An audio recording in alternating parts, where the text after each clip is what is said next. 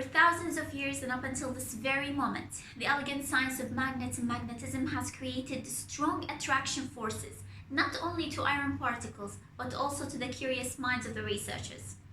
My name is Noor, and our topic will be about magnetic nanoparticles, MNP for short, the marvels of iron oxides and substituted ferrites in drug delivery.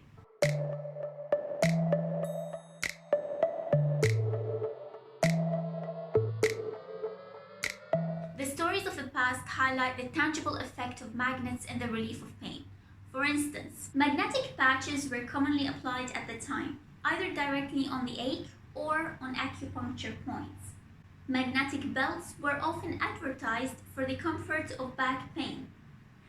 And other magnetic pieces were designed as a fashionable jewelry mimic earrings or necklaces to relieve headaches and neck pain. The mechanism of how it works had several postulated theories. Some suggested that the effect happens due to increasing the blood flow and the circulation, while others had a different mindset and linked the effect to altering the nerve impulses, increasing oxygenation and body fluid alkalinity, or due to the forces applied on moving ions. The most general explanation was offered by the Japanese doctor Keiichi, who claimed that the origination of many diseases happened due to magnetic field deficiency syndrome, which is the loss of the magnetic field of Earth over time. So applying an external magnetic field in this case is merely a compensation to what the Earth had lost.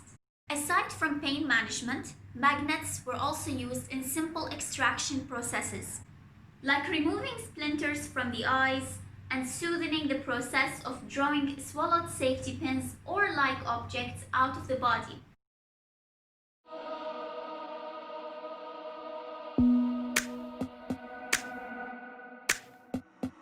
Fast forwarding to the current time, magnets refuse to be a legend of the past. The recent advancement in technology made it possible to entangle magnetic cores inside nanoparticles, creating an outstanding drug delivery system. But before we go and jump into the nanotechnology department, why don't we take a quick glance at traditional therapeutics and see what are the gaps inside of these therapeutics, creating the urgent need to create nanoparticulate systems. The conventional utilization of several marketed drugs, including the anti-cancer drugs, are characterized by poor biodistribution, limited effectiveness, lack of selectivity, that aside from undesirable side effects. For example, the general guidelines for cancer therapies circulate between chemotherapy, surgery, and radiation. And despite the availability of multiple therapeutic options, their effect remains to be time-limited and non-curative. Therefore, it may come as no surprise that cancer is on the rise in both developed and developing countries. And the emphasis here is on cancer because it has an estimate number of 12 million deaths by 2030, making it the leading cause of death worldwide. So to overcome these health-related challenges, screening for superior and safer alternatives has been an ongoing pursuit globally in the last decade. Nanotechnology is the engineering and the manufacturing of materials in the atomic and the molecular scale. The size is between 1 to 100 nanometer in at least one dimension. Nanocarriers are becoming more and more popular due to their several advantages, such as their flexibility in accommodating different types of drugs, including the proteins as well as the genes. They also have high hydrophobicity and proper accumulation rates within the target tissues. They are easy to prepare, they are tolerable for the patients, and they improve the pharmacokinetics and the pharmacodynamics of different drugs. But there is a huge diversity in the nanoparticulate systems, such as the micelles, plasmonic nanostructures, liposomes, dendrimers. This leads the modern scientists to wonder, what makes the MNPs so special? Magnetic nanoparticles offer added benefits to its opponents, such as the ability to control the particle's route using an external or an internal magnetic field. They also control the drug release, and they allow you to visualize and track the particles inside the body using MRI. MNPs are made of a magnetic core, surrounded by a biocompatible shell and functionalized with different target molecules. They have a small size, high magnetization values, and they get to their target with minimal side effects through surface customization with functional groups. Now that we have understood the advantages of MNPs on paper, it is time to go to the lab to create some. Many strategies were developed to create a distinguishable magnetic core. Now, the most widely used magnetic core is iron oxide nanoparticles due to their biodegradability, biocompatibility with the body. On top of that, there's excellent superparamagnetic properties. Now, when it comes to the ways of synthesis, we have three major methods. We have chemical methods, physical methods, and microbiological methods, where the chemical methods are the most common. And for that reason, in the next few slides, we will be discovering the most common chemical methods in creating iron oxide nanoparticles. The co-precipitation method is one of the very popular methodologies for MNP synthesis. In fact, the most proper and the most widely used. It employs safer procedures and materials than those utilized using other methods. In this method, ferric and ferrous salts are used as precursors in a fixed ratio. They are dissolved in deionized water, followed by the addition of ammonium hydroxide base, which works as a precipitating agent. Surfactants like oleic acid or hexanoic acid are then added to aid in the stabilization of the particles. The overall system allows vigorous stirring and nitrogen gas bubbling within the solution. The nitrogen here protects the nanoparticles against the critical oxidation. It also contributes to reducing the size of the particles as well as the formation of hydrazine, which, by the way, creates in a form of reactions with the solution more iron oxide nanoparticles, therefore increases the yield. The color of the solution changes from orange to black, indicating the end of the reaction and the formation of MNPs. The black solution is then filtered and washed with deionized water to remove chloride ions of the salt. Another washing step is done with ethanol to remove excess oleic acid. The final step is using a vacuum for drying. Please note that the image is a symbolic representation of iron in a solution responding to an external magnet. And I emphasize on symbolic because this is not how MNPs look like. They need to disperse homogeneously in the solution, otherwise it would cause toxicity and clogs patients' arteries. This is how MNPs look like. You can see the particles' response to the magnet. The higher the concentration, the stronger the magnetization. The middle image represents an FDA-approved Magtrace. It is dextran-coated iron oxide magnetic nanoparticles for breast lymph node biopsy.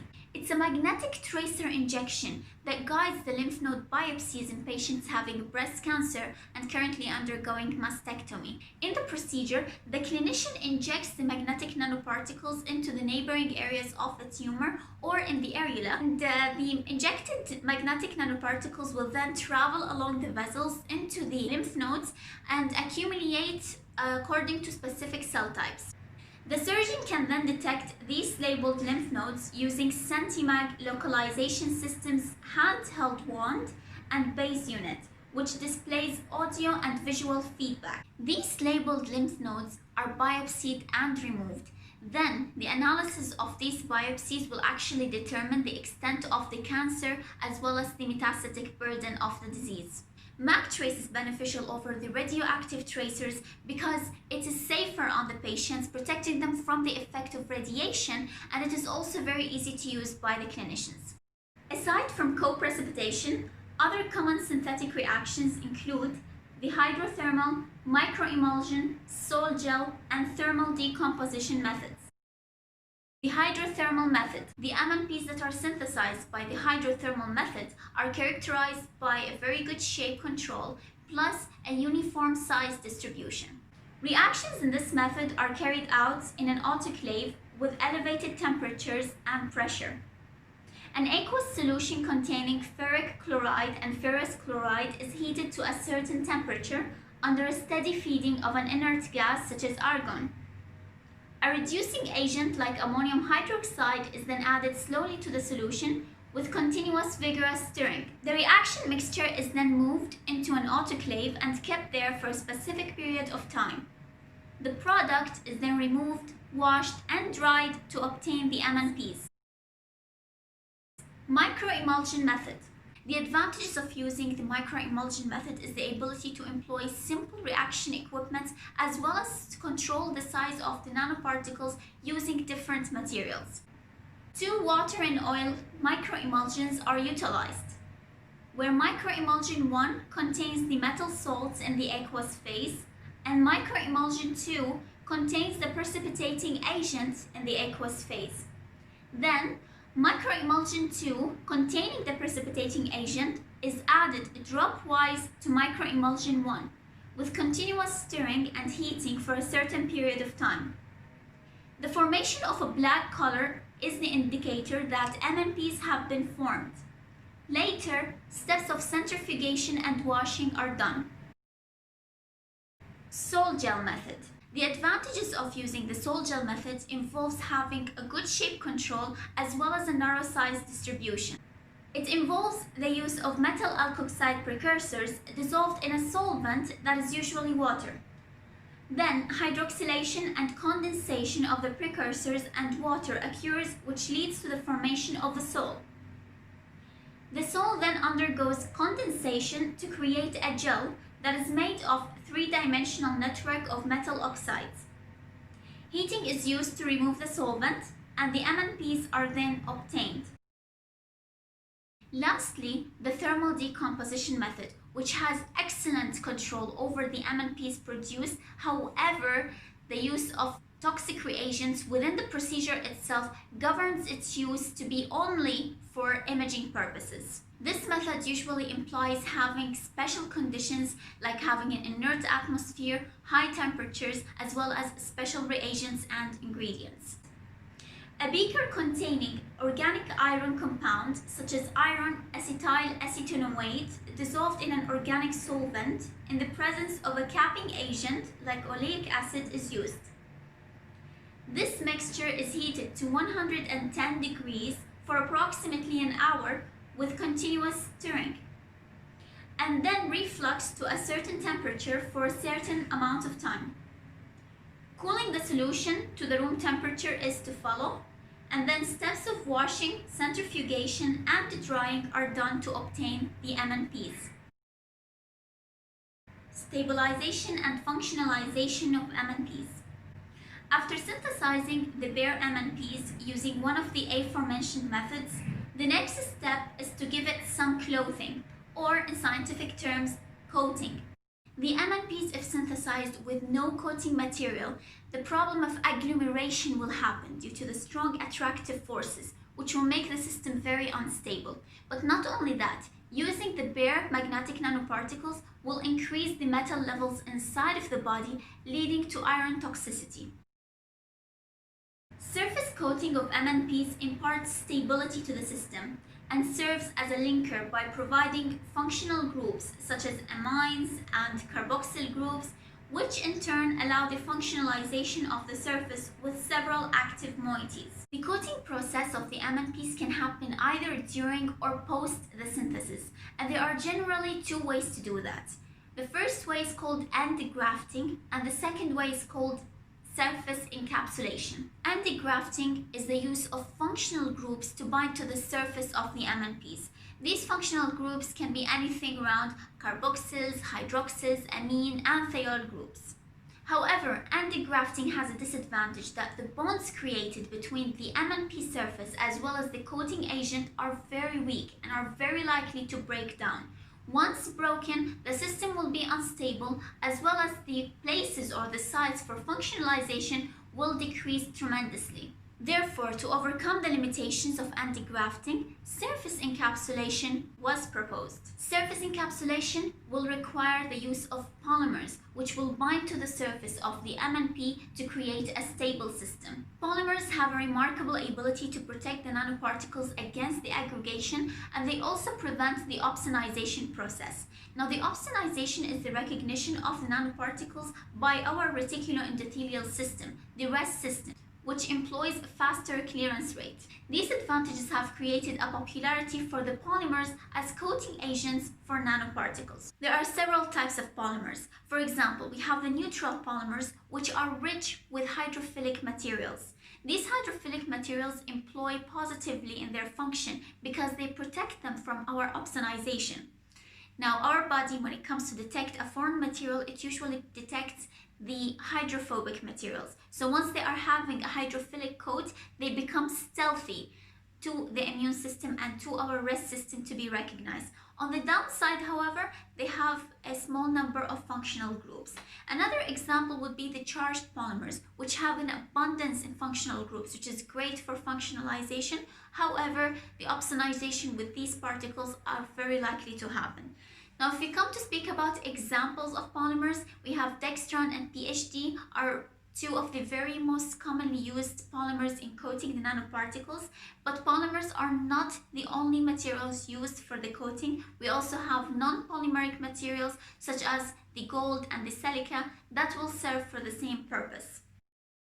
Pharmacokinetics and biological fate. The journey the MNPs take in the body is summarized to three main steps: guidance by a magnet to the target site, followed by immobilization, which allows drug release from the particles, and eventually clearance. As for MNPs targeting, generally there are two modes of targeting: passive and active targeting. Passive targeting happens when the nanoparticles accumulate in a specific site due to their physiochemical properties, such as their size, their surface charge, and so on. It also depends on the EPR effect, the enhanced permeation and retention effect, and this is happening selectively in tumors. Once a tumor is forming, it needs to feed, and therefore it will grow blood vessels. Now, these blood vessels are usually very leaky in order to provide the nutritional materials to the tumor, and this allows the high molecular weight drugs as well as prodrugs to act selectively on the tumor. And despite the fact that passive diffusion has served very nicely in multiple applications, it is still considered to be of poor reliability. Active targeting is more controlled and provides reproducible delivery patterns to the target. It happens due to either a stimulus or surface functionalization. Therapeutic applications in cancer. The current trend in the design of new drug delivery systems call for the design of a multifunctional system. The use of MNPs in the biomedical field can be divided into three subcategories: diagnostic uses, therapeutic uses, and theranostic uses. Now, this presentation will focus on one example of the diagnostic, but will put more attention towards the therapeutics, such as the use of magnetic nanoparticles in gene delivery, in the hyperthermia, as well as the theranostic applications. MNPs and Alzheimer's.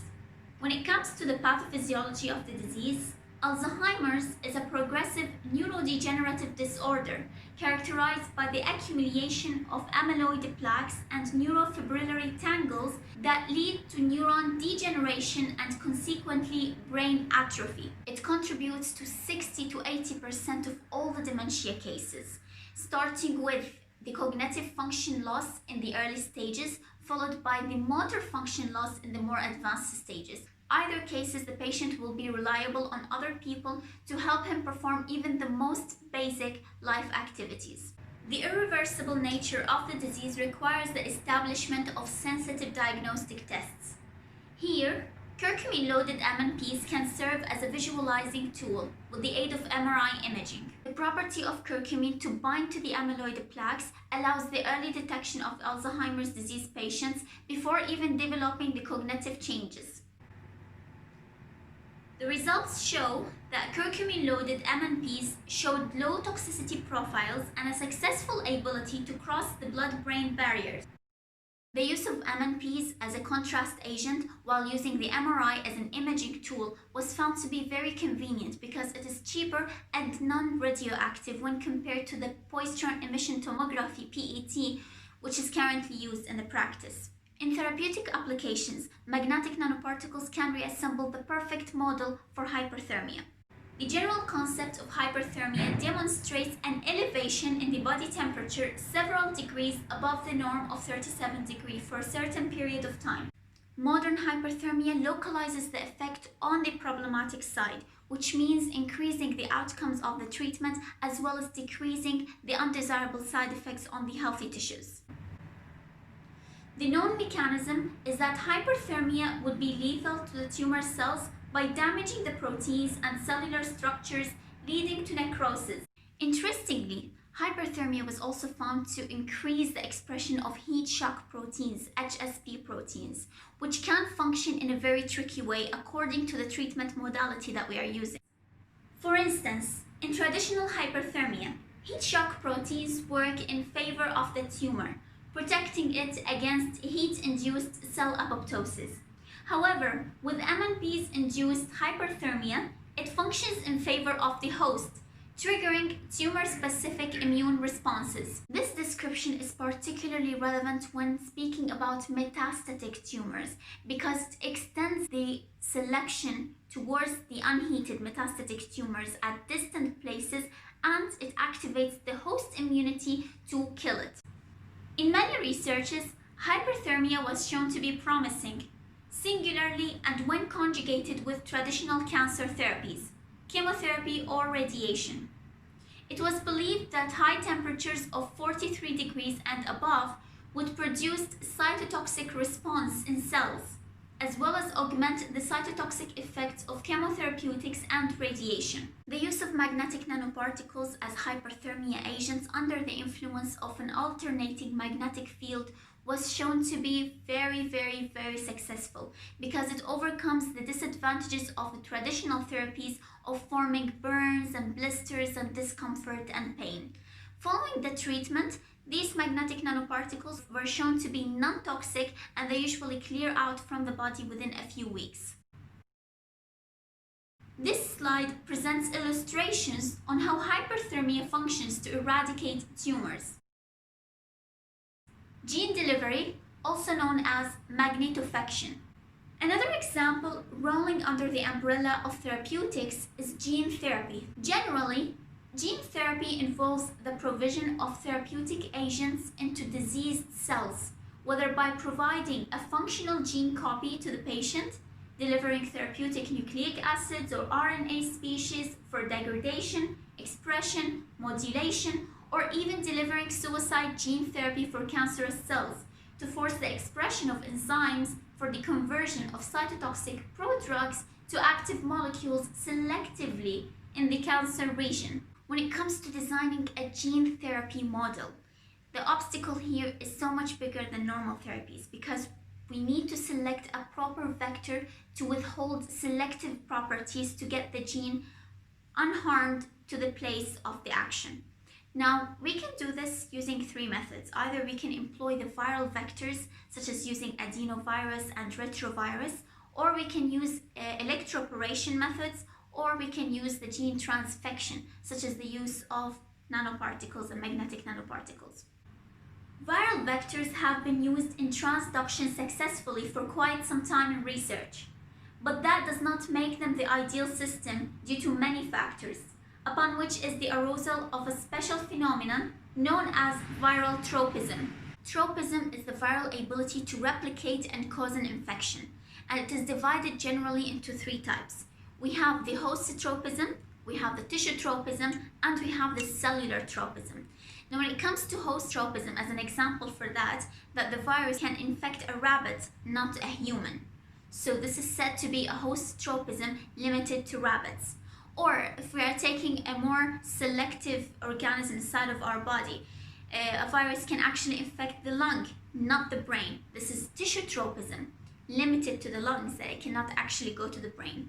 And again, on the cellular level, we can say that the virus, for example, infects macrophages, not neurons. And this is cellular tropism of the virus, limited to the macrophages. So this tropism phenomena actually limits the viral infection to certain locations only, and therefore if we are using the viral vectors to inject our genes to provide it to certain places, the same issue will be there as well. We cannot have it gone to any other place that the virus cannot infect.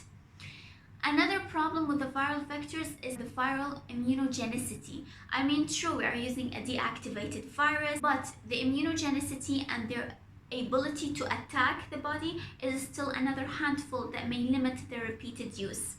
Electroporation is another very effective method when it comes to delivering the genes. However, the electric impulses can actually lead to unmeasured or hard to estimate cytotoxicity. Alternatively, non-viral gene vectors have been suggested, yet sadly, there is only very little that they can do on their own, and they are usually of low efficiency. Using super paramagnetic nanoparticles for that purpose, with the application of an external magnetic field, served as a turning point in nanoscale delivery of genes. They were shown to have pronounced transfection and the power to potentiate the efficacy up to several hundred folds, lessening long durations to be a matter of minutes. While designing a delivery system for genes, attaching specific target linkers can be an interesting approach. Yet unfortunately, it is not always applicable. A popular alternative was the employment of the cationic polymer polyethylene PEI, which contains secondary amines to form electrostatic interactions with the negative phosphate backbone of DNA. The principal advantage is its ability to reduce the vector's dose and transfection time due to the rapid sedimentation of gene particle complex onto the target tissue. The mechanism by which PEI-coated magnetic nanoparticles escape the lysosomal degradation following their internalization has been heavily debated in a number of publications. Many have attributed it to the proton sponge hypothesis, which supports PEI buffering capacity in increasing the intralysosomal pH, causing their rupture and content release. The application of a proper magnetic field can have a considerable effect on the final successfulness of the system. For example, a static magnetic field can increase the transfection efficiency and can increase the delivery of the genes towards the targeted tissues. However, if we are using an oscillating magnetic field, then the transfection efficiency of the genes will increase up to 10 times that compared to the static magnetic field. It was presumed that oscillating magnetic fields provided more energy to the system, which improved the uptake of particles as well as aided in tissue penetration. This slide represents illustrations of MNPs magnetofaction.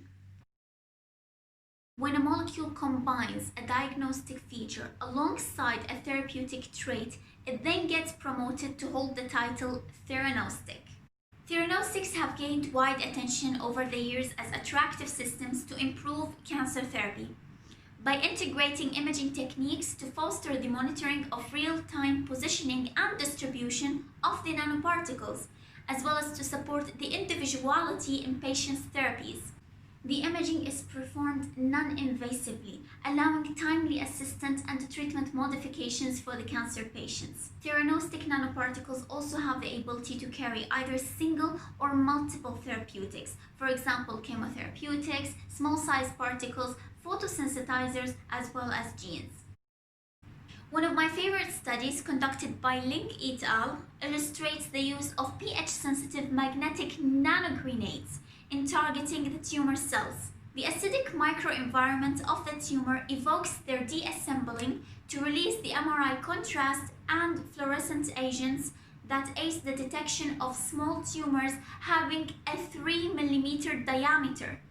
The pH change also triggers the generation of reactive radicals as a selective photodynamic therapy against the tumor cells. It displays superior activity against multi-drug resistant tumors, providing high hopes and promises for the clinical applications.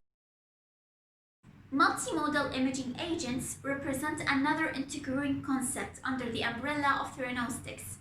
It is a growing trend in research that involves the creation of particles with multifunctionality between the different imaging techniques, providing precise diagnosis and overcoming their limitations when used independently. The right side image presents a trimodal imaging of MRI, optical, PET on top of the therapeutic effect of the particles, for example in photodynamic therapy. Future prospects. Designing a fully functional drug delivery system that overcomes all the challenges would be phenomenal, but is still far from where we stand. Every drug delivery system suffers from a number of limitations, and iron oxide nanoparticles are no different. The major limitation of iron oxide nanoparticles was found in clinical trials that they have a low conductivity, therefore a short residence time, which means that the iron oxide nanoparticles will eventually diffuse into the non-targeted tissue, lowering the treatment efficiency as well as increasing the scope of adverse events. And despite the fact that iron oxide nanoparticles are known to be safe and with low toxicity, high concentrations of iron can still lead to oxidative stress and lipid peroxidation, eventually contributing to liver necroinflammation.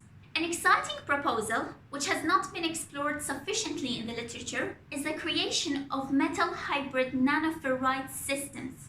Metal ferrite nanoparticles have high saturation magnetization as well as increased encapsulation efficiency, which leads to improved drug delivery and therapy respectively. Metal ferrite nanoparticles have a high heating capacity when it comes to hyperthermia.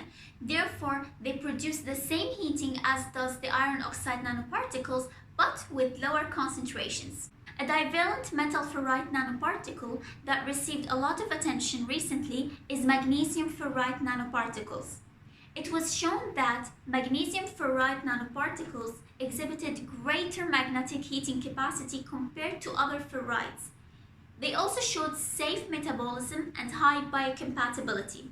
Because magnesium as an ion takes part in ATP hydrolysis, genomic stability, as well as catalytic activities that are involved in multiple enzymatic processes in the involvement of DNA synthesis. When tested for thermal coagulation therapy using an alternating magnetic field, magnesium ferrite nanoparticles were found to be the most efficient and had the highest increase in temperatures when compared to the other metal ferrites. Further research on magnesium ferrite nanoparticles is needed to test its effect or its anti-cancer effect against the different types of cancer cell lines. On top of that, combinations of different metals in the substituted ferrites were expected to have a synergistic activity, therefore enhanced efficacy. But again, there is a very little coverage in the literature about that, and more research is definitely required to unravel all the possibilities. We have now come to the end. Thank you very much for taking the time to watch this video. I will be placing the most relevant references down in the description if anyone was interested in further reading. I truly hope that you have enjoyed yourselves and had a beneficial time listening about magnetic nanoparticles and iron oxides and substituted ferrites and the marvels of the drug delivery systems.